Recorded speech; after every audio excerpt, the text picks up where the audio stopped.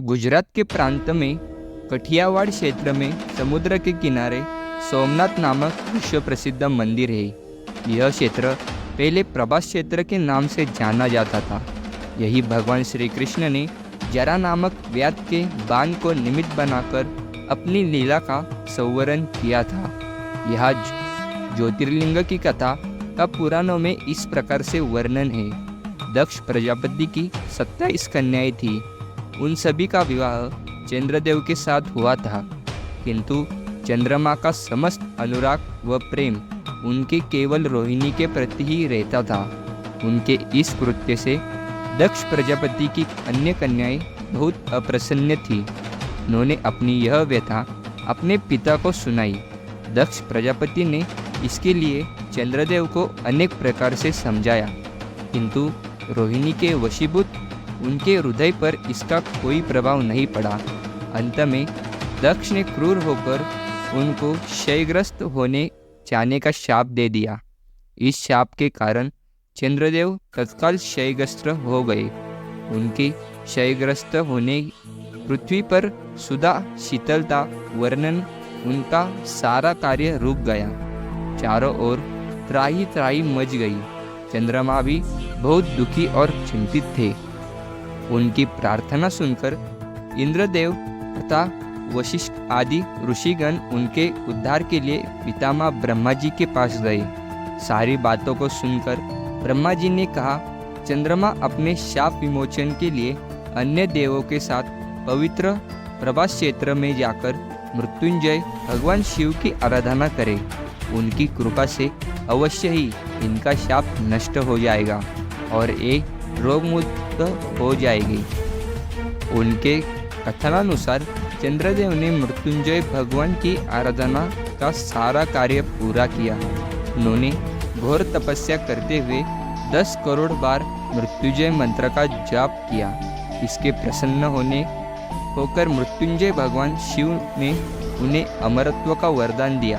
उन्होंने कहा, चंद्रदेव तुम शोक न करो, मेरे वर से तुम्हारा शाप मोचन तो होगा ही, साथ ही प्रजापति दक्ष के वचनों की रक्षा भी हो जाएगी।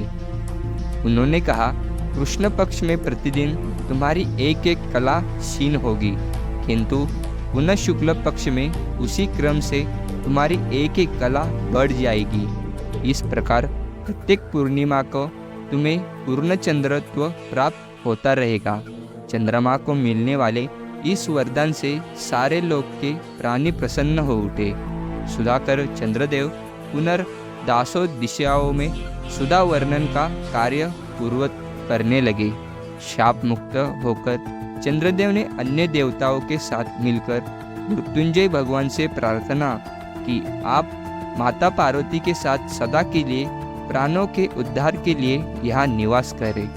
भगवान शिव उनकी इस प्रार्थना को स्वीकार करके ज्योतिर्लिंग के रूप में माता पार्वती जी के साथ तभी से यहाँ रहने लगे। पावन प्रभास क्षेत्र में स्थित इस सोमनाथ ज्योतिर्लिंग की महिमा महाभारत, श्रीमद् भगवद गीता तथा स्कंद पुराणों में आदि में विस्तार से बताई गई है। चंद्रमा का एक नाम सोम भी है। उन्होंने भगवान शिव को ही अपना नाथ स्वामी मानकर यहाँ स्थापित किया था।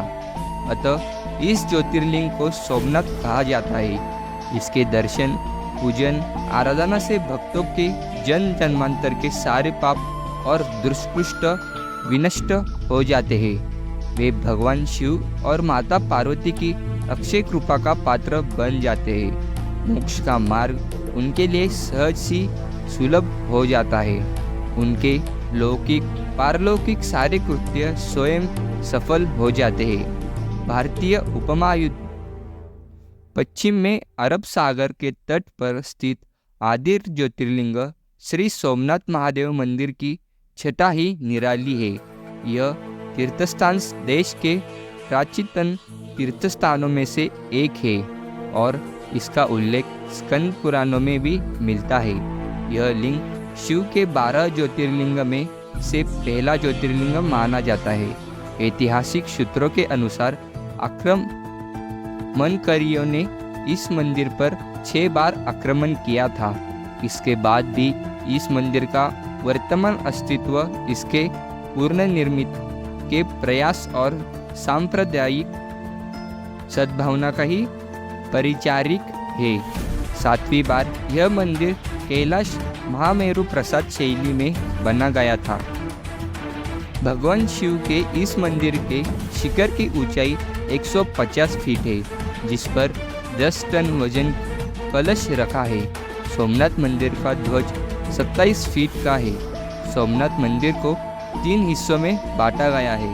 पहला गर्भगृह, दूसरा सभा मंडप, तीसरा नृत्य मंडप। इस परिसर के ऊपरी भाग में शिवलिंग के ऊपर अहिलेश्वर की प्रतिमा है। इसके अलावा यह भगवान गणेश का मंदिर है, जिसके बाहर की तरफ उत्तरी भाग में अघोरलिंग की मूर्ति है। इस परिसर में देवी पार्वती, देवी सरस्वती, देवी लक्ष्मी, माता गंगा और नदी की मूर्तियां स्थापित है।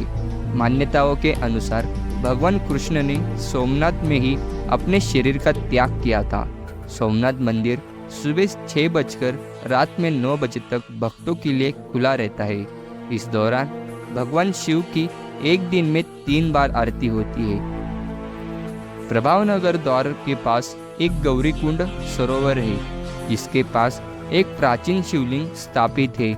इसी प्रकार भावनगर में भगवान विष्णु, माता काली और भगवान गणेश के भव्य मंदिर बने हुए हैं। इस मंदिर में एक स्तंभ का अनुसार रहस्य भी है। समुद्र के किनारे मंदिर के दक्षिण में एक बाण स्तंभ है।